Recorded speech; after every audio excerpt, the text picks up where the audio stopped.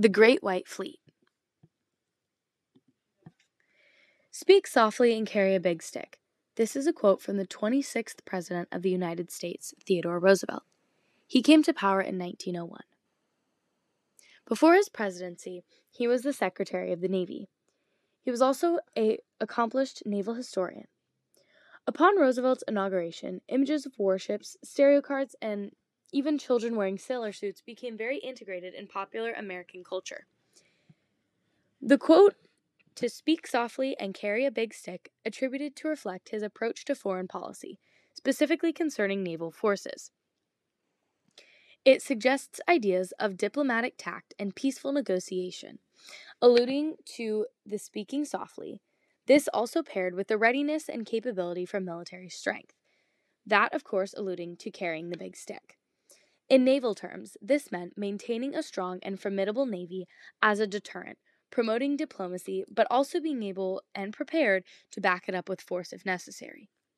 Essentially, Roosevelt advocated for a balanced strategy that combined not only diplomacy, but also credible military presence to secure national interests. This helped agree with his foreign policies that we can see later in his presidency, and also having this solid foundation he had placed at the beginning of his presidency helped people to agree with him.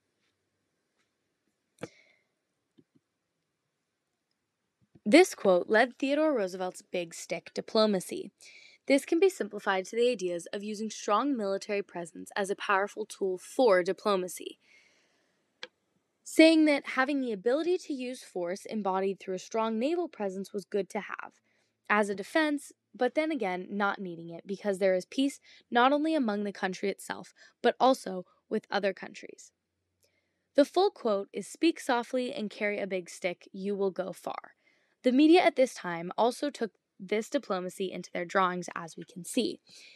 Especially in the top left, we can see President Theodore Roosevelt walking through the Caribbean Sea with all the vessels of his Great White Fleet on a string around him and the big stick in hand.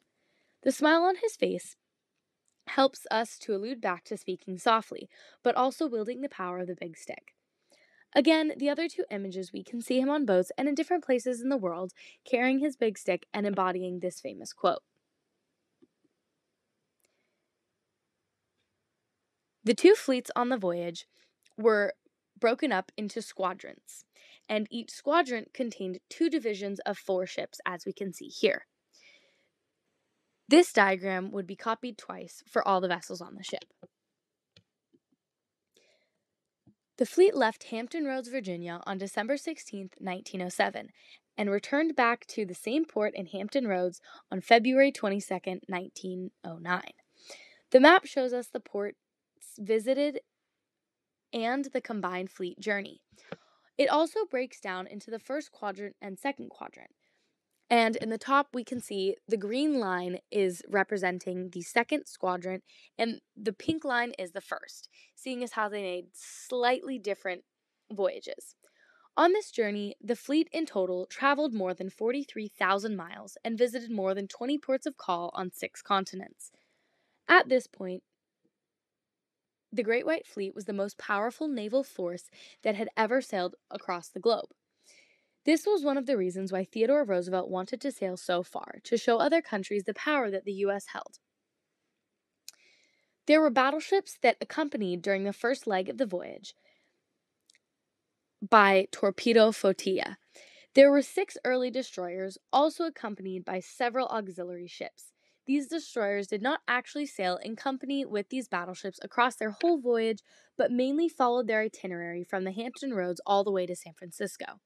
Then, when the battleships were detached from the fleet in San Francisco, 2 other ships from the same port in San Francisco were substituted.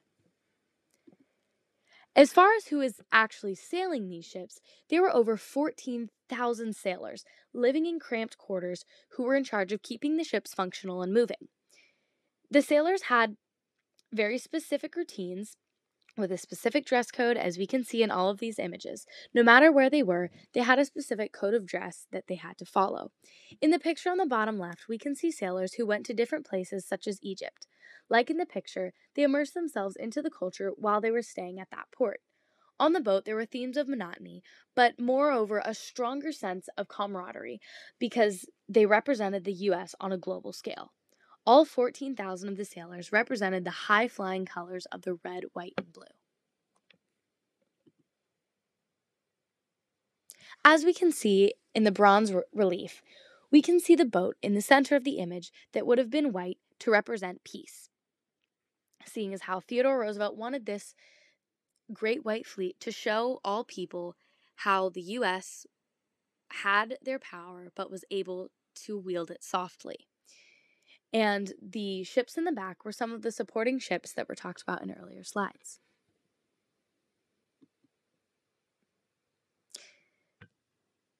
This documentary was created by Madeline R. from St. Vincent de Paul College Prep.